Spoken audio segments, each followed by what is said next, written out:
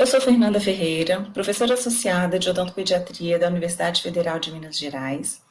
E antes de mais nada, eu queria parabenizar cada um de vocês, dentistas do bem, que fazem com que esse projeto lindo aconteça, transformando tantas vidas através da odontologia. Quero também agradecer a Colgate, a Turma do Bem, pelo convite para essa palestra. Bom, e queria dizer que eu estou realmente muito feliz por ajudar.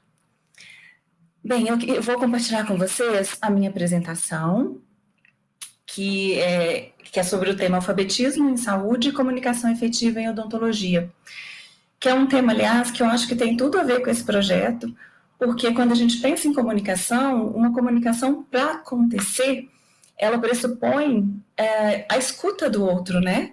Então, escutar o sentimento do outro, escutar a demanda do outro, a dor do outro. E, enfim, eu acho que isso tem tudo a ver com esse projeto. Bom, e nessa oportunidade a gente vai estar conversando, então, sobre a importância da comunicação em saúde, sobre os conceitos de alfabetização em saúde e alfabetização em saúde bucal, como que o alfabetismo em saúde bucal ele pode interferir na saúde bucal, de algumas dificuldades ou barreiras que acabam atrapalhando essa comunicação em saúde e algumas estratégias para que a gente alcance uma comunicação efetiva em odontologia. Bem, a saúde, de uma forma geral, e isso incluindo a odontologia, né, ela avançou muito nos últimos anos, ao longo dos anos, e com isso, hoje em dia, a gente tem muitas opções de diagnóstico super avançados e precisos, de tratamentos também super tecnológicos, né? Mas ainda assim, apesar de todo esse avanço, eu fico pensando se nós também estamos avançando na mesma velocidade no que se refere às nossas relações interpessoais. Isso porque, por mais que a gente se utilize de um teste super tecnológico, um diagnóstico ele ainda pressupõe uma boa anamnese. E para que a gente consiga que um tratamento seja eficaz, ele também depende da adesão do paciente a esse tratamento. E tudo isso passa pela comunicação. Né? Então, a despeito de todo o avanço tecnológico que a saúde e as ciências vêm experimentando, nós, enquanto profissionais da saúde, ainda precisamos nos comunicar bem, para que a gente consiga atingir os nossos objetivos em relação aos nossos pacientes. Né? Vocês já pararam para pensar a importância que a comunicação em saúde ela adquiriu nesse nosso último ano? Esse é um estudo que foi publicado em maio de 2020, ou seja, quando estávamos no auge mundial da pandemia de Covid-19, e ele foi publicado num periódico muito importante na área da saúde, que é o The Lancet Public Health, e ele joga luz sobre exatamente essa temática, né? De que o alfabetismo em saúde, ou health literacy em inglês, ele é um problema de saúde pública que ainda talvez não tivesse sido tão percebido e que, em função da pandemia, se tornou mais evidente. Por que isso? Bom, quando a gente teve, então, o aparecimento da Covid-19 e que rapidamente se transformou numa pandemia mundial, né? As pessoas, então, começaram a obter muitas informações em saúde e precisaram fazer isso para que pudessem adaptar o seu comportamento também num ritmo acelerado. Ou seja, a comunicação em saúde, ela passou a ser essencial, né? Porque foi a partir dessa comunicação, como era uma doença nova, que ninguém conhecia muito, que as pessoas puderam entender como elas tinham, o que elas precisavam fazer para evitar de se contaminar e de disseminar essa doença, né? E essas informações começaram a ficar amplamente disponíveis. Mas as informações elas eram tão mais valiosas quanto mais fáceis de entender e quando elas propunham soluções simples que pudessem ser adotadas de forma prática pela população. Né? Então, por exemplo, quando ela trazia recomendações e conselhos simples como lavar as mãos, manter distância física, usar máscara, né? Só que, infelizmente, nem todas as informações que começaram a circular sobre a Covid-19 eram com essas características. Existia também muita informação complexa, contraditória e até mesmo falsa, né? E aí entra o problema da comunicação em saúde e é sobre isso que a gente vai conversar nessa palestra especificamente. Bom, e qual é a diferença, então, entre informar e se comunicar dentro desse contexto da saúde? Bom, até pouco tempo atrás, talvez para nós profissionais da saúde, bastasse a gente informar os nossos pacientes, né? Então, a gente passar informações que fossem relevantes em relação à sua própria saúde para esses pacientes. Mas hoje em dia, até frente ao volume de informações que existe disponível, então existe muita informação em todos os aspectos da saúde, então desde prevenção até diagnóstico, até tratamento, e essas informações vêm sendo veiculadas por diferentes fontes, por diferentes canais, né? Alguns deles idôneos e confiáveis, outros nem tanto. Então, hoje em dia, não basta a gente passar uma informação para o nosso paciente. Até porque o paciente não precisa mais da gente para se informar, né? Ele pode sozinho entrar na internet e vai dar de cara com um monte de informações em saúde. Então, o nosso papel enquanto profissional da saúde, ele precisou avançar também. Agora, a gente precisa induzir um pensamento crítico frente às informações que já estão disponíveis, né? Então, na verdade, a gente tem que auxiliar o nosso paciente para navegar nessas informações que estão aí, para que ele possa gerar compreensão a partir da informação, ou seja, que ele possa identificar o que é uma informação útil e saber aproveitá-la para gerenciar melhor a sua saúde, né?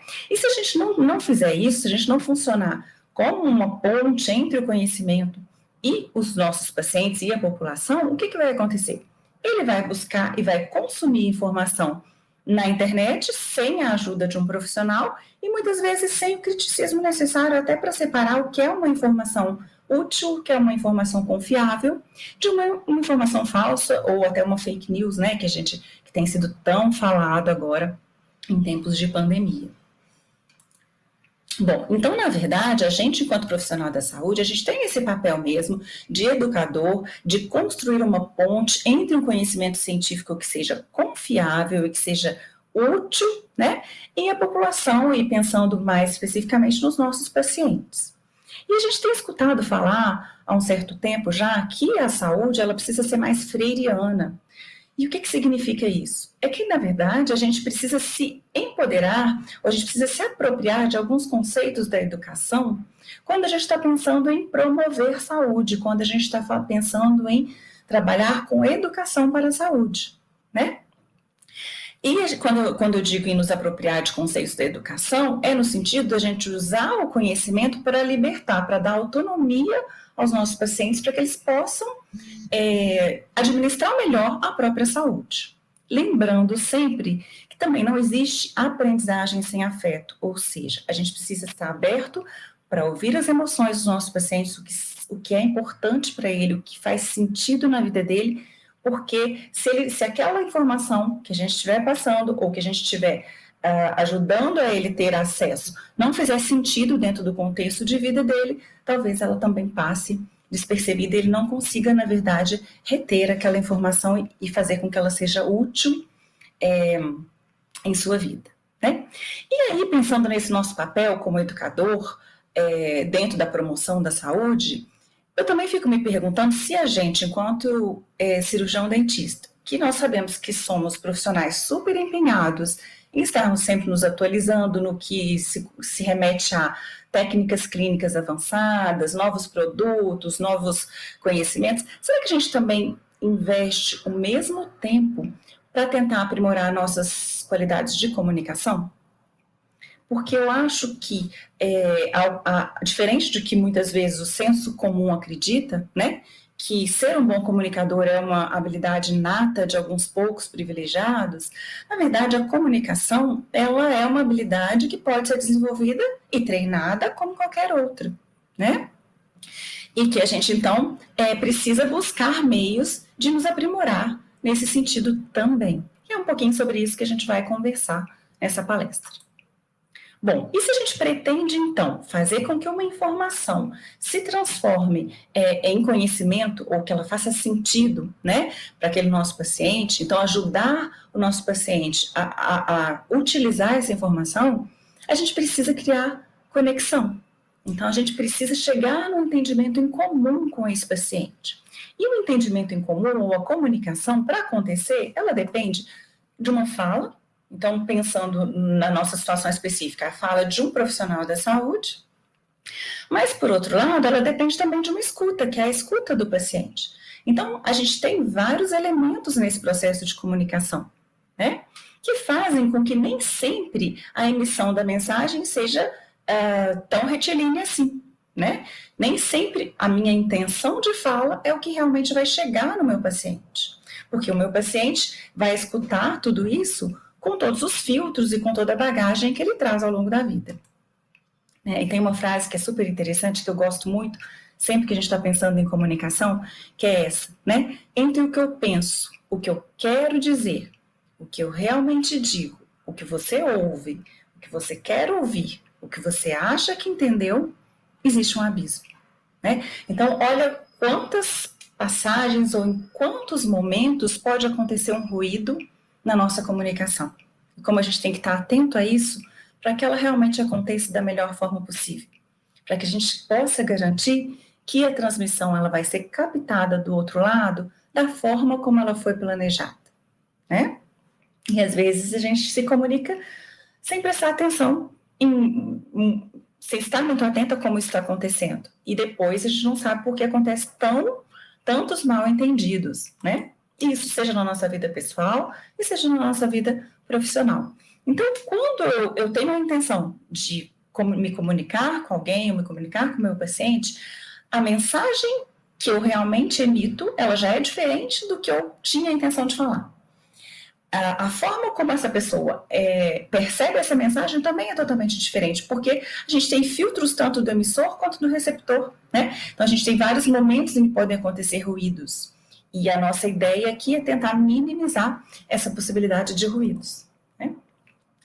Bom, e pensando nisso, é claro que o nosso paciente ou a pessoa que estiver recebendo a nossa mensagem, ela vai receber aquilo com sua história de vida, né?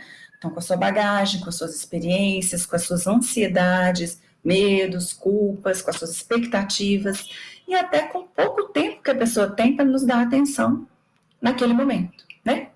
Esses sentimentos de ansiedade, medo e culpa, eles são muito frequentes no ambiente odontológico. Então, o medo da situação odontológica, ansiedade por não saber o que vai acontecer, muitas vezes até culpa, porque a pessoa se sente culpada, porque acha que aquela situação específica foi consequência de alguma atitude dela, ou até da falta de atitude de deixar de fazer alguma coisa que ela precisava fazer, né? E se ela está embebida nesses sentimentos, isso já pode criar um bloqueio para que ela nos ouça com clareza, para que ela receba a nossa mensagem da forma como ela foi emitida.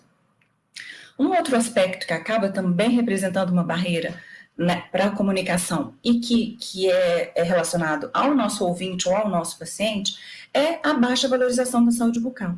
Então, quando a gente está conversando com um paciente que não valoriza muito a saúde bucal, ele também não vai valorizar ou não vai nos ouvir com tanta atenção. E a nossa mensagem talvez se perca ou se perca em partes.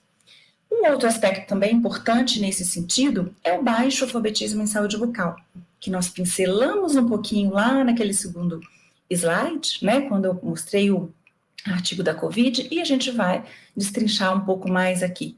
Então, alfabetismo em saúde bucal ou Oral Health Literacy, o que seria isso? Que conceito é esse, né? Na verdade, um alfabetismo em saúde, e aí não especificamente em saúde bucal, mas em saúde de uma forma geral, ele é um conceito que ele está muito associado à alfabetização funcional por si só, né? E ele une tanto conhecimento, quanto motivações, quanto competências das pessoas para acessar, para compreender, para avaliar e aplicar informações em saúde no gerenciamento da sua própria saúde. Então, isso tem a ver com as motivações, né, com a forma como a pessoa consegue interpretar o que é uma boa ou uma má saúde, com a forma com que ele consegue interpretar as informações de saúde para gerar uma mudança de comportamento que favoreça a sua saúde, e mesmo a forma como ele se comunica tanto com o profissional de saúde quanto com sistemas de saúde. Isso tudo, no contexto odontológico, é o que a gente chama de alfabetismo em saúde bucal, né? Então, é quase que a autonomia que a pessoa tem para lidar com a sua saúde bucal, desde a busca por informações até a mudança de atitude, para que seus hábitos e seus comportamentos sejam mais favoráveis, e aí pensando especificamente na saúde bucal.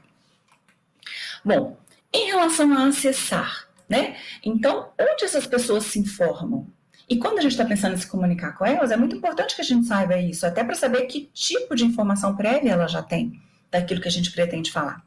Então, essas pessoas, elas se informam no grupo de WhatsApp da família sobre saúde? Ou elas se informam sobre saúde com os profissionais de saúde? Ou elas buscam essa informação na internet? Mas na internet é onde que elas buscam essa informação?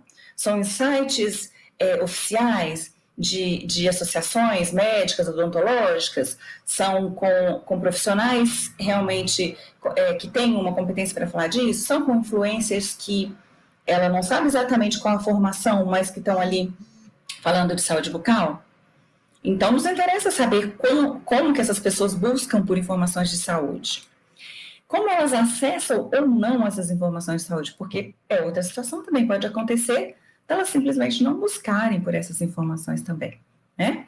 E vai nos ajudando a imaginar como é que o conhecimento prévio que esse nosso paciente, esse nosso interlocutor vai ter sobre o que a gente pretende conversar com ele. Em relação à compreensão, né? E a partir do momento em que essa pessoa acessou uma informação ou teve contato com uma informação nova em saúde, como é que elas interpretam essa informação que elas receberam? Qual que é o filtro que elas usam de realidade para compreender essa informação nova?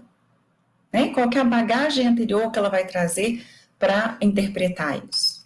E, por fim, como é que ela vai aplicar isso? Né? Então, como é que essas pessoas farão o entendimento, o que elas vão fazer com esse entendimento que elas tiveram dessa informação nova? Né? Que decisões conscientes sobre a saúde serão tomadas a partir dessa nova informação? Que ações e mudanças vão acontecer? Porque quando a gente tem contato com uma informação nova, é como se a gente abrisse uma outra janela dentro da nossa vida para enxergar opções diferentes que até então a gente não conhecia. Mas daí a saber se a gente vai entrar por essa nova janela, ou seja, se a gente vai modificar um comportamento, ou se a gente vai modificar um jeito de agir em função dessa informação, depende muito de muitos aspectos, até da personalidade da pessoa, né? Até do quão disposto a modificar padrões de vida essa pessoa é, né? E isso faz muitos dias a gente entender um pouquinho disso, faz muita diferença na hora de saber o que esperar desse nosso paciente e até como modular a nossa forma de falar com ele. Bom, então, diante desse conhecimento de que o alfabetismo em saúde ele pode ter um impacto em comportamentos relacionados à saúde, e aí eu acho que a área médica ela sempre vem um pouquinho antes da odontológica e a gente acaba seguindo os passos, né? Então, na área médica já ficou muito comprovado que ter um baixo alfabetismo em saúde está associado com comportamentos desfavoráveis, com comportamentos, por exemplo, de sedentarismo, de tabagismo, de uma dieta não saudável, de, por exemplo, pior controle de doenças crônicas, de uma menor frequência de consultas preventivas e, inclusive, de maior mortalidade, né?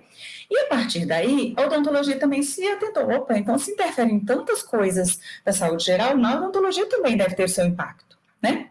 E a odontologia passou, então, a trabalhar e a pesquisar muito a esse respeito. E eu tive a oportunidade de participar, junto com o meu grupo de pesquisa, de 3 revisões sistemáticas que tentaram, de certa forma, agrupar esse conhecimento sobre o que já se sabe, né, da associação entre um baixo alfabetismo em saúde bucal e as condições de saúde bucal, mesmo os comportamentos em saúde bucal. Bom, e o que a gente concluiu? Eu acho que de resultado principal, o que a gente tem de melhor estabelecido até agora é uma relação entre um baixo alfabetismo em saúde bucal e, digamos assim, não só a prevalência, mas a gravidade de cárie, né, cárie dentária. Então, já ficou muito claro que pais que têm um baixo alfabetismo em saúde bucal, isso tem um impacto na saúde bucal de seus filhos. Então, por exemplo, eles têm mais dificuldade de entender as orientações do dentista eles têm, não só do dentista, mas orientações em materiais educativos, né? E tem mais dificuldade de abandonar alguns hábitos que são nocivos, por exemplo, de fornecer mamadeira durante a noite para a criança, né? De não levar a criança para consulta preventiva, apenas para consulta de tratamento, de enxergar a saúde bucal da sua criança como sendo pior do que ela realmente é. E mesmo um desfecho clínico, que seria que as suas crianças tenham mais cárie ou lesões de cárie numa situação mais avançada, né? Então, tudo isso já foi bem estabelecido. E os trabalhos mais recentes têm mostrado, inclusive, que um baixo alfabetismo em saúde bucal de adolescentes está relacionado também a índices piores de cárie dentária nesses adolescentes. Bom, e aí, a partir então da constatação de que baixos níveis de alfabetismo em saúde estariam associados a piores desfechos em saúde, tanto saúde geral quanto saúde bucal, qual que foi o próximo passo? Então, o que os profissionais de saúde, principalmente da área acadêmica, e o que os gestores em saúde pensaram? Bom, então a gente precisa conhecer qual que é o nível de alfabetismo em saúde da nossa população, né? E os estudos começaram a mostrar que grande parte de muitas populações no mundo inteiro, e aí não só Brasil e não só pensando em países da América Latina, mas do mundo todo mesmo, enfrentam problemas para acessar, para entender, para avaliar e para aplicar informações para gerenciar a sua própria saúde. E aí, voltando de novo no artigo que eu trouxe lá no início da nossa fala, né, que é sobre a Covid, e que fala que o alfabetismo em saúde é um problema ainda pouco valorizado, né? Quando ele fala das informações em saúde, que elas foram super importantes para que as pessoas pudessem entender o que era necessário fazer frente à pandemia, eles chamam a atenção de que essas orientações, elas são feitas e, de certa forma, se considera que todos os indivíduos são capazes de adquirir essas informações, de compreender e de usar essas informações de maneira sólida e ética. Ou seja, que todos os indivíduos fossem alfabetizados em saúde ou tivessem um bom nível de alfabetismo em saúde, né? Só que quando começou a acontecer o que a OMS chama de infodemia de Covid, que é um excesso de informação sobre um tema específico, que foi muito claro, né, e ainda é sobre a história da Covid, aí ficou também muito evidente a falta de alfabetização em saúde da população para lidar com esse excesso de informação e para conseguir distinguir o que era uma informação correta do que era uma informação falsa, né? Esses autores, eles vão falar de Europa porque eles são alemães, né? Mas eles, por exemplo, falam no artigo que na Europa quase metade dos adultos relatou ter problemas de alfabetismo em saúde e não ter competências relevantes para cuidar da sua saúde de outras pessoas. Ou seja, o alfabetismo em saúde, que ao longo dos anos vinha sendo reconhecido como uma ferramenta muito importante para lidar com o controle de doenças crônicas, a partir da pandemia se percebeu que ela também é essencial para lidar com doenças transmissíveis, né? Como o caso da Covid-19. Inclusive, mostrou-se a importância de ter uma boa alfabetização em saúde, porque isso possibilitaria as pessoas compreenderem as razões por trás das recomendações. Então, fica mais fácil da pessoa aderir àquelas propostas, porque ela está entendendo por que ela precisa agir daquela forma, né? E ela consegue refletir sobre os resultados nas várias possibilidades de ação, se ela aderir, se ela não aderir, o que pode acontecer. Então, isso, para mim, é um exemplo muito legal para a gente entender o impacto que existe de uma dificuldade da pessoa lidar com informações em saúde. O que isso pode trazer de impacto tanto para a própria saúde como para a saúde de uma forma geral. Bom, então a gente já viu que os estudos recentes, eles mostram que muitas populações têm problemas de alfabetismo em saúde, né? No Brasil, a gente não tem um estudo, um levantamento nacional que fale especificamente sobre, e de uma abrangência nacional, sobre as condições de alfabetismo em saúde da nossa população. Mas se a gente considerar os resultados apresentados pelo Instituto Paulo Montenegro em 2018 sobre o alfabetismo funcional da nossa população, que fala que 3 entre 10 adultos, ou seja, 30% da nossa população entre 15 e 64 anos, tem limitações para ler, para interpretar textos, para identificar ironias e para fazer operações matemáticas em situações da vida cotidiana, e que por isso essas pessoas são consideradas analfabetos funcionais, a gente pode imaginar que esse cenário piora muito quando entra aspectos de saúde, porque a comunicação em saúde, além de tudo, ela tem uma especificidade que são palavras muito características da saúde, né? E que não são tão cotidianas ou tão familiares para as pessoas. Então, se eles já têm dificuldade com situações da sua vida cotidiana, imaginem para lidar com informações relacionadas à saúde, né? Bom, e a gente tem, então, embora a gente tenha, nesse momento, vários instrumentos já validados para serem utilizados no Brasil para mensurar o nível de alfabetismo em saúde, e esses aqui que estão na tela, especificamente para avaliar o nível de alfabetismo em saúde bucal dos indivíduos, na verdade, esses instrumentos eles foram desenvolvidos para serem utilizados em pesquisas epidemiológicas, e não no ambiente clínico, né? E até seria inviável mesmo que a gente fizesse isso na clínica, porque, aliás, o nosso tempo clínico já tem que ser distribuído para várias ações. Imagina para todo paciente a gente ter que aplicar ainda um questionário para saber como se comunicar com ele, né? Ficaria inviável. Então, no ambiente clínico, o que acaba acontecendo é que a gente tem uma grande diversidade de níveis de alfabetismo em saúde. Então, não dá para a gente programar as nossas ações ou a nossa comunicação pensando exclusivamente nisso, né?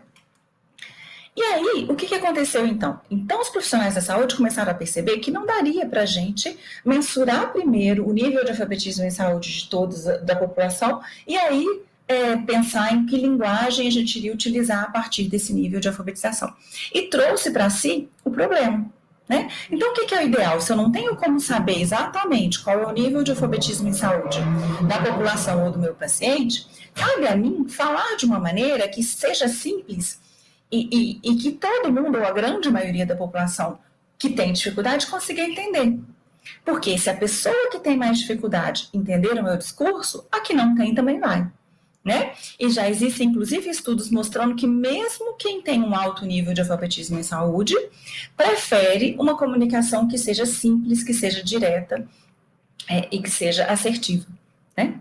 Então, agora, muito mais do que ficar preocupado em entender qual é o nível de alfabetismo em saúde do meu paciente, a gente tem que estar em adaptar a nossa linguagem para que uma pessoa de baixo nível de alfabetismo consiga entender. E assim ela vai ser bem compreendida por todos. E aí, então, a gente já falou de barreiras da comunicação, que são da parte do nosso ouvinte. Vamos falar agora para as barreiras da comunicação que estão relacionadas conosco enquanto profissionais da saúde, né? Bom, uma delas é não ouvir direito. E esse não ouvir direito, ele pode estar relacionado com a falta de tempo ou ela pode estar relacionado, por exemplo, com o julgamento prévio que a gente faz e que também acaba bloqueando a nossa real compreensão da fala desse paciente, e a gente vai esmiuçar isso um pouco mais. Outra questão seria o desrespeito à autonomia dos pacientes e, por fim, a utilização de uma linguagem inacessível. Bom, então, sobre a falta de tempo, tem um estudo que foi realizado no início da década de 90 e que concluiu, um dos principais resultados era de que os médicos demoravam cerca de 18 segundos para interromper um paciente durante a anamnese. E aí, um estudo mais recente, eles refizeram esse estudo recentemente e perceberam que atualmente esse tempo está em cerca de 10 segundos. Agora, vocês conseguem pensar o que um paciente vai nos relatar sobre a sua história em 10 segundos? Né? Então, 10 segundos é muito pouco. Mas, por outro lado, quando a gente pensa em tudo que precisa caber dentro da nossa consulta, a gente entende também que não é fácil encontrar tempo para ouvir com calma o nosso paciente, né? Porque na nossa consulta vai ter que caber a anamnese, vai ter que caber um exame clínico, muitas vezes algum exame complementar, uma radiografia, vai ter que caber orientações, vai ter que caber muitas vezes até um tratamento naquele momento. Então é muita coisa para uma consulta só, né? E aí a gente tem que realmente otimizar esse nosso tempo de anamnese. E se a gente não tem muito tempo para ouvir o paciente, talvez o que a gente possa fazer para tornar isso mais produtivo? talvez a gente possa ajudar o nosso paciente a fazer um relato útil da sua saúde. Como assim? Preparar o nosso paciente para essa primeira consulta, que é uma coisa que muitas vezes a gente acaba não fazendo, né? Bom, um cuidado que a gente pode ter, perguntar a história e não apenas pelos sintomas. Por que isso? Porque a gente sabe, e os estudos mostram isso, né, que em 80% das situações, um bom diagnóstico ele pode ser fechado simplesmente através de uma boa anamnese, sem nenhum exame complementar. E se ouvir essa história é tão importante, vamos ajudar o nosso paciente a nos contar bem essa história. Então, orientar o paciente para se preparar para essa primeira consulta. Como assim? Pedir para que ele pense sobre o motivo que está trazendo ele para a nossa consulta. Qual que é o motivo principal? Por que ele veio nos procurar? Né? Qual é a intenção principal dele com essa consulta? Pedir para esse paciente também trazer para a consulta remédios que ele esteja tomando ou prescrições de medicações ou de tratamentos médicos que ele esteja fazendo, para facilitar a nossa anamnese. Para que ele pense com antecedência o que ele quer perguntar, o que ele quer saber, para que na hora da confusão, da consulta, com tantas abordagens nossas, ele acaba esquecendo de dizer isso, né? Para que ele anote o que ele tem sentido e quando que isso começou. E, se possível, para que ele traga um acompanhante nessa consulta, para que vá ajudá-lo a se comunicar e também para lembrá-lo do que foi dito. Porque muitas vezes, como a gente já falou aqui, até nessa apresentação, numa primeira consulta, o paciente está envolvido em tantos sentimentos como ansiedade, medo, culpa, que às vezes ele acaba esquecendo de contar alguma coisa importante, ou mesmo ele não consegue guardar alguma informação que a gente passou para ele. Então, um acompanhante é sempre válido nesse sentido. E aí vocês podem estar pensando assim, mas que horas que eu vou orientar esse meu paciente? Se é a primeira vez que ele está vindo falar comigo, né? Se é a primeira consulta dele comigo? Bom, isso pode ser feito desde o momento em que o paciente liga para marcar a consulta, né? Pode ser feito pela própria auxiliar, pela própria secretária do consultório. Então, você vem para uma consulta? Então, eu vou te passar algumas orientações, enfim, e explicar isso para o paciente.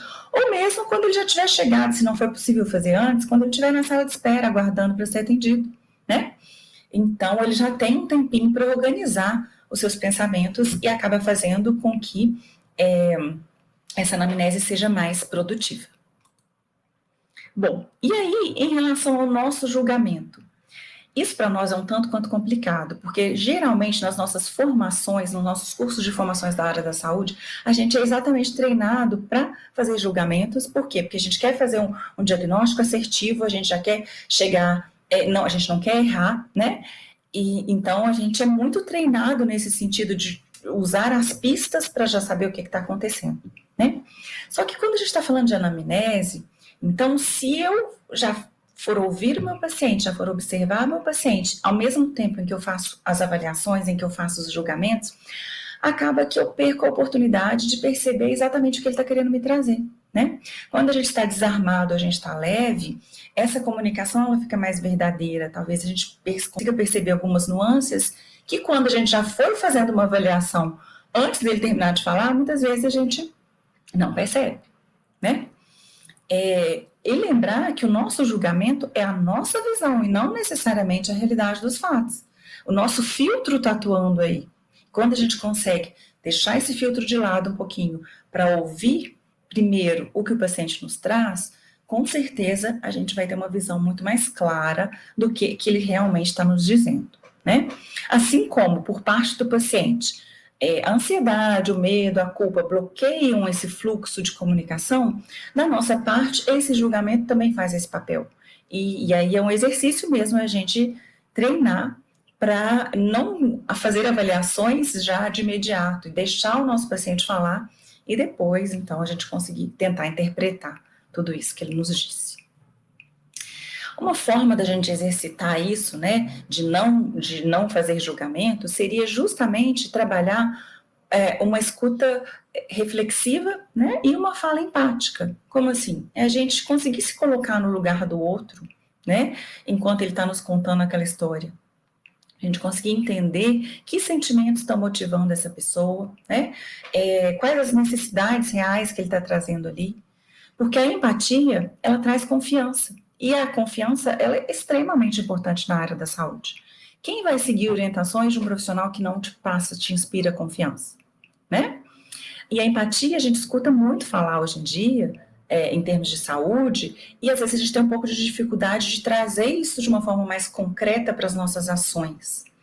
E aí eu acho que, por exemplo, a comunicação não violenta, ela é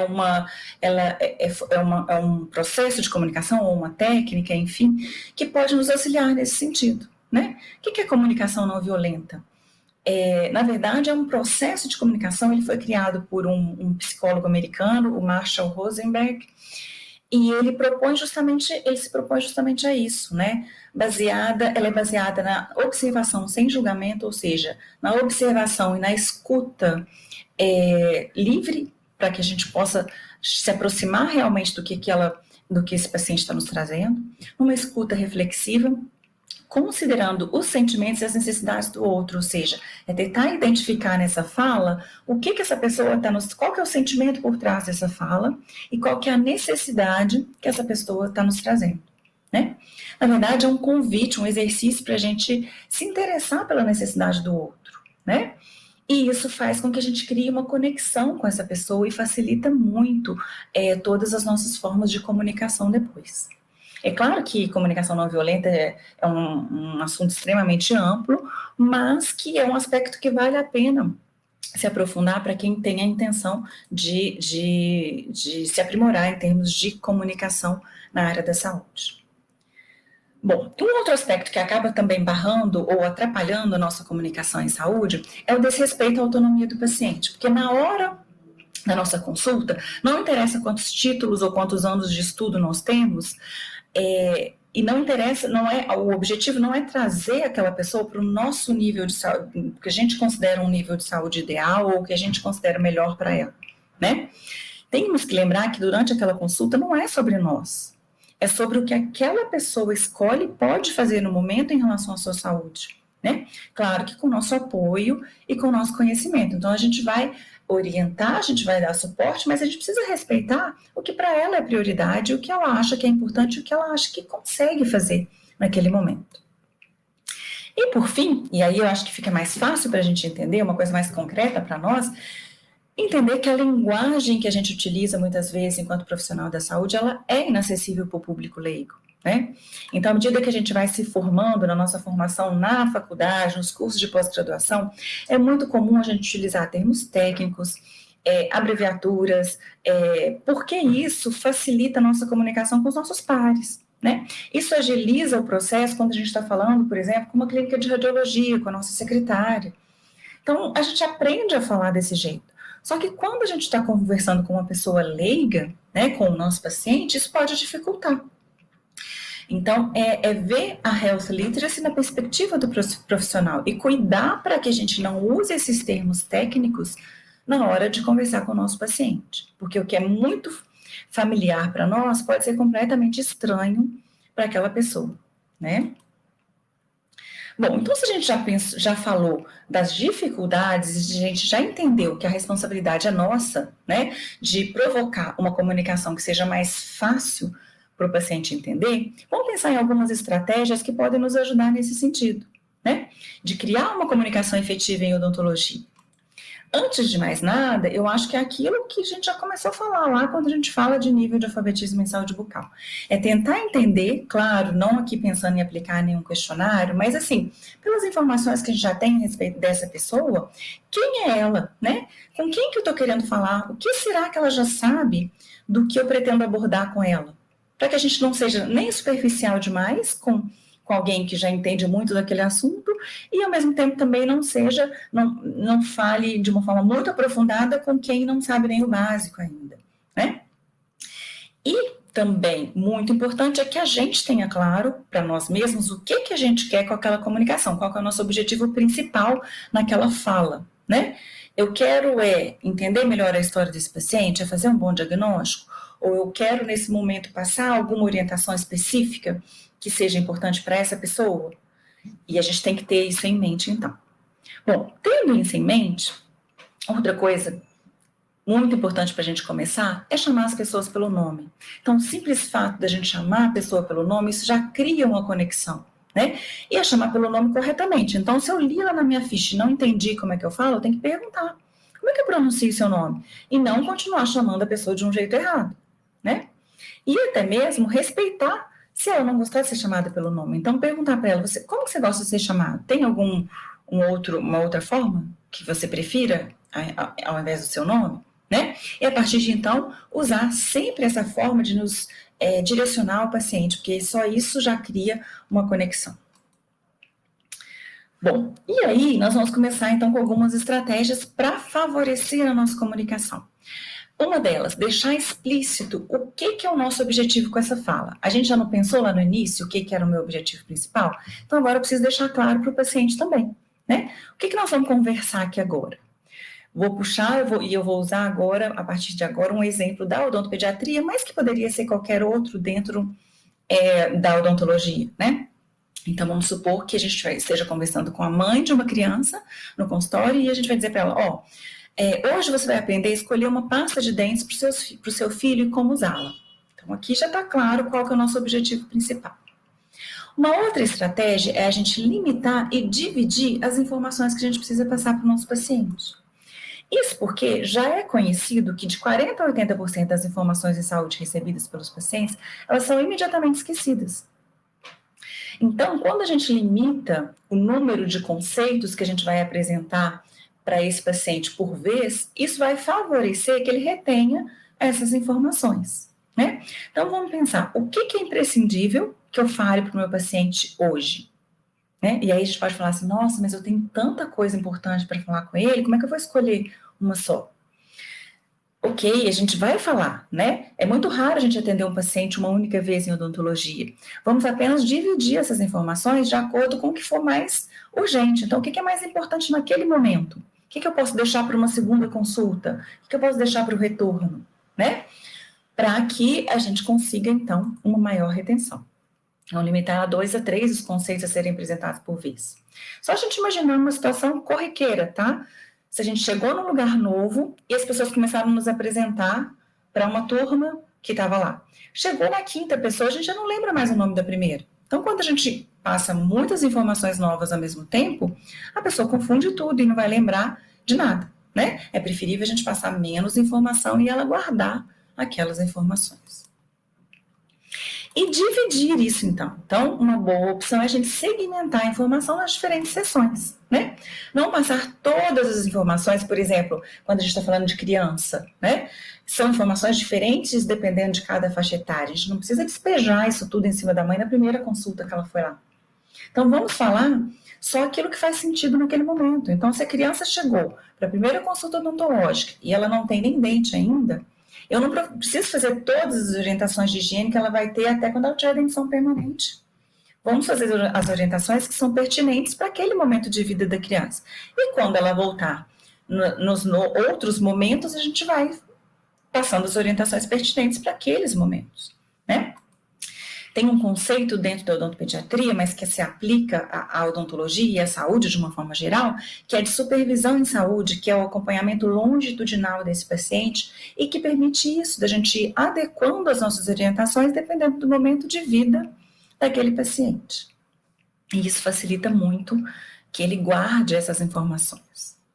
Bom, uma outra estratégia é a gente sempre tentar focar no positivo, né? Então, ao invés da gente, vamos supor que a gente quer que a escovação da criança seja sempre supervisionada por um adulto. Então, usar pasta com flúor apenas sob a supervisão do adulto, ao invés de dizer não use pasta com flúor quando não houver um adulto responsável para supervisionar. Por que isso? Porque o nosso cérebro tende a guardar a informação independente do não e bloquear o não. Né? Então, se a gente usar no negativo, muitas vezes ele vai armazenar a mensagem inversa da que a gente quer passar. Então, tentar sempre focar na informação de forma positiva. Uma outra estratégia também é a gente falar curto, falar simples e devagar. Então, aquela regra do keep it simple and short, e que vale muito na hora da comunicação, né? Então, falar curto, como assim? Usar palavras pequenas, usar frases curtas e mais objetivas, né? E falar simples. Então, a gente evitar os termos técnicos, os jargões, as siglas, empregar a linguagem mais direta mesmo, do dia a dia. Sempre para uma opção mais difícil, a gente tem uma opção mais fácil. Vamos escolher a opção mais fácil, né? Ao invés de dizer, a gente vai ter que modificar a forma como você escova os dentes. A gente vai mudar um pouco a forma como você escova os dentes. Ao invés de dizer, vamos acompanhar essa lesão para ver se ela vai expandir, para ver se ela vai ficar maior, ou a gente vai ter que monitorar essa situação, a gente vai ter que ficar de olho nisso para ver o que vai acontecer e que procedimento mesmo a gente vai ter que tomar. Então, sempre buscar uma opção mais simples de se comunicar. E lembrar, gente, que falar simples é diferente de falar de forma infantilizada, né? Então, tem gente que acha que falar simples é usar tudo no diminutivo. Então, por exemplo, isso é só uma carizinha, a gente vai fazer uma limpezinha, uma restauraçãozinha. Isso não é legal. Não é legal por vários motivos, né? Primeiro, porque não ajuda em nada, né? Falar no diminutivo não torna a comunicação mais fácil. E depois, porque acaba desvalorizando tanto a saúde bucal quanto os procedimentos e tudo que a gente está, todas as mensagens que a gente está querendo passar. Porque quando a gente diz, é só uma restauraçãozinha, parece uma coisa meio... É como se a gente estivesse tirando o valor daquilo, tá? Então, falar fácil não quer dizer que a gente vai falar de forma infantilizada, nem que a gente esteja se comunicando com uma criança. E falar devagar, porque quando eu falo devagar, eu dou a oportunidade da pessoa, do meu ouvinte, do meu paciente, de acompanhar o meu raciocínio, principalmente aqueles que têm uma dificuldade maior de entendimento, né? Então, expor as nossas ideias numa velocidade um pouco mais lenta, que permite que o nosso raciocínio seja acompanhado pelo paciente. Bom, outra estratégia que a gente pode utilizar e que costuma funcionar muito bem também quando a gente está passando informações em relação à saúde é de relacionar informações. Então, buscar associar aquilo que a gente está falando com situações corriqueiras da vida daquela pessoa, né? Isso facilita muito o entendimento. Então, de novo, naquele exemplo sobre a pasta de dente da criança, né? Então, coloque uma quantidade de pasta de tamanho de um grão de arroz cru na escova do seu filho. Por que isso é fácil de entender? Porque todo mundo sabe qual é o tamanho de um grão de arroz cru, né? Então, é muito mais fácil do que a gente dizer assim, coloque uma quantidade pequena de pasta. Uma quantidade pequena de pasta é uma coisa muito imprecisa, né? Então, quando a gente relaciona as informações, fica muito mais simples da pessoa entender o que é exatamente que a gente está querendo dizer. Se eu digo coloca uma quantidade pequena de pasta, ou coloca cerca de 0,03 gramas de pasta, a pessoa não vai conseguir transferir isso para uma quantidade efetiva de pasta de dente, né? O que é pequeno para mim pode ser diferente do que é pequeno para os pais. E a gente já, pela experiência, observa que geralmente o pequeno para eles é muito mais do que o que a gente estava pensando, principalmente se tratar de uma criança até 3 anos de idade. Né? Então, esse relacionar informações facilita muito. Uma outra estratégia é a gente tentar ser o mais concreto possível na nossa fala, o mais objetivo possível. Como assim? Evitar palavras que geram dúvida, como, por exemplo, advérbios, né? Então, muito pouco. Acabamos de falar, pouca pasta. O que é pouca pasta? O que é pouco açúcar? É muito relativo isso. Né? Ou mesmo qualificadores. Evitar falar uma alimentação saudável, seu filho precisa de uma alimentação mais saudável. Mas o que é saudável? Talvez não seja tão claro, talvez o conceito de saudável para mim seja diferente do conceito de saudável para essa família. Então, deixar mais claro o que eu quero. Olha, a gente precisa reduzir a quantidade de açúcar na alimentação do seu filho. Olha, a gente precisa aumentar o consumo de frutas, verduras e de alimentos não processados na alimentação do seu filho. Isso é muito mais fácil de entender do que a gente simplesmente dizer que precisa da alimentação ser mais saudável, né? Então, tomar cuidado com essas palavras que geram um entendimento muito amplo, porque se eu deixo muito amplo, mais o filtro da pessoa vai agir ali naquela mensagem, né? Aqui a gente tem 3 formas de falar basicamente a mesma coisa. Só que de cima para baixo, eu estou tornando a minha fala mais concreta. Né? Então, eu posso dizer, use pouca pasta de dente, ou posso dizer, use cerca de 0,03 gramas de pasta de dente, ou use uma quantidade de pasta suficiente para sujar 3 cerdas da escova de dentes.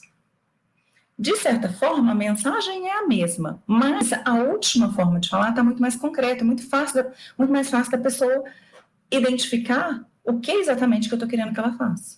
Né? Então, é nesse sentido que a gente diz de tentar tornar a nossa informação mais concreta.